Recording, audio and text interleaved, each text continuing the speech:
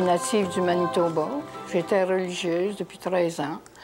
Et puis, quand la première rencontre que j'ai eue avec les Saintes Écritures, c'est quand un curé est venu puis a dit « Vous allez faire votre retraite dans la Sainte Bible. » Puis, si vous voulez connaître Dieu, il dit « Lisez les Écritures. » Et puis, j'ai vraiment aimé cette retraite et puis ça m'a accroché à l'Écriture. Puis depuis, après, je prenais les psaumes,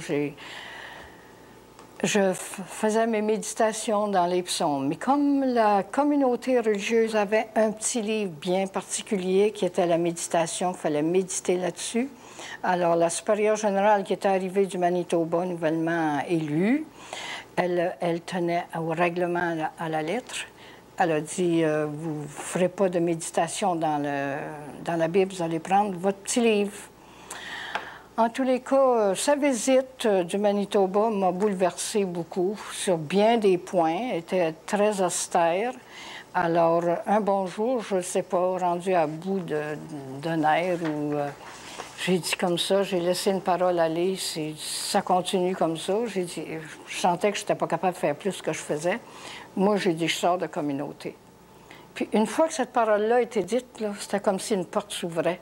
Puis ça a tout simplement continué. Puis, j'ai obtenu le dispense de mes vœux qui était seulement que de l'évêque. Et puis, je suis sortie de communauté. La parole que le curé avait dit, si vous voulez connaître Dieu, lisez les Écritures, elle m'est revenue. Et puis là, je me suis lancée dans la Bible. J'ai commencé à lire la Bible, à méditer la Bible. Et puis, entre-temps, on vendait notre maison, après que mon garçon est mort. On a vendu notre maison, puis c'est une famille chrétienne, un jeune couple chrétien qui est venu s'installer chez nous. Puis on a bâti juste à côté. Alors, je me suis fait évangéliser par Estelle, qui est devenue ma grande amie.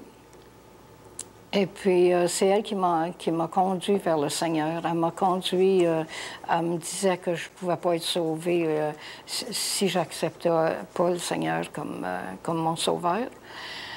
Et puis, quand est arrivé l'hiver, qu'on écoutait toutes les années, ça fait longtemps, l'heure de la bonne nouvelle.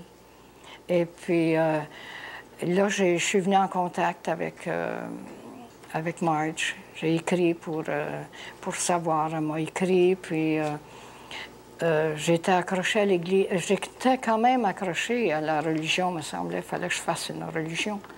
Alors, j'étais accrochée à l'Eucharistie. Moi, c'était l'Eucharistie qui m'accrochait. Je n'étais pas capable de laisser l'Église catholique parce que je croyais vraiment à l'Eucharistie. Alors là, j'ai crié vers Dieu. J'ai crié vers Dieu, puis j'ai dit, Seigneur, il n'y a pas un homme de Dieu qui est capable de m'éclairer et me dire vraiment.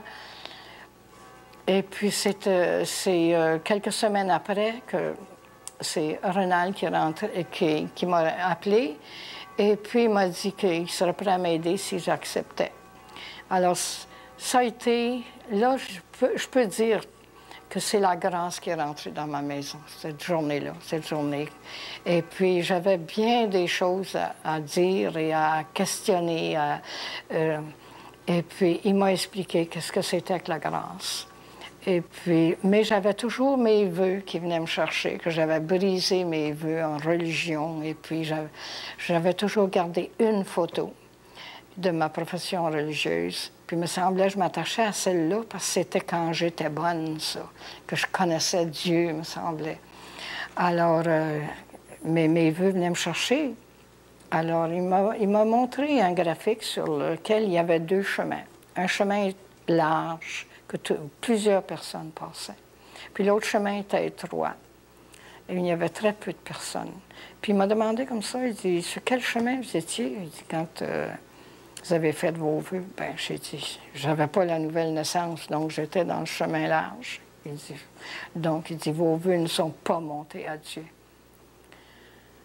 Et puis, ça, là, ce moment-là, tout ce que je tenais venait de s'écrouler. J'ai pris la photo, je l'ai déchirée, puis je dis, quelle farce! Je m'étais attachée à ça. Et puis, c'est après que j'ai compris qu'est-ce que c'était que la grâce, que Jésus ne demandait pas une religion, il demandait une relation, que lui avait tout fait, tout était accompli à la croix. Il avait crié du haut de la croix que tout était accompli. et puis qu'on avait tout pleinement en lui. On avait juste à se donner à lui et qu'on recevait sa grâce, qui nous soutenait par sa grâce. Alors, c'est la grâce qui est rentrée dans ma maison, dans mon cœur, et puis la joie que je n'avais jamais connue auparavant. J'avais même dit à un âge, j'ai dit, moi, je ne sais pas ce que c'est que la joie. Je vois des chrétiens qui disent qu'ils ont la joie. J'ai la paix, mais je n'ai pas la joie. Alors, le Seigneur est venu me la donner en pleine nuit. En pleine nuit, je me suis réveillée, je pense qu'il était 2 heures de la nuit, puis je me promenais de long en large dans la maison, puis j'avais une joie débordante, puis je voulais le crier à quelqu'un, je voulais le dire à quelqu'un que j'avais une joie, puis j'étais dans le Seigneur, il habitait en moi. Et je voudrais dire aux autres que c'est pas une religion qu'on cherche, qu'il faut chercher. C'est de chercher à connaître Christ. Christ est venu sur la terre, puis il a tout accompli, puis il a dit, tout est fait, tout est accompli. Vous n'avez qu'à me croire, à marcher, à m'accepter comme votre Seigneur, votre Sauveur et votre Dieu. Et ce que j'ai accepté de tout cœur, il est mon Seigneur, mon Sauveur et mon Dieu. En lui je crois, en lui je vis, et je veux dire aux autres que la seule voie, c'est Christ.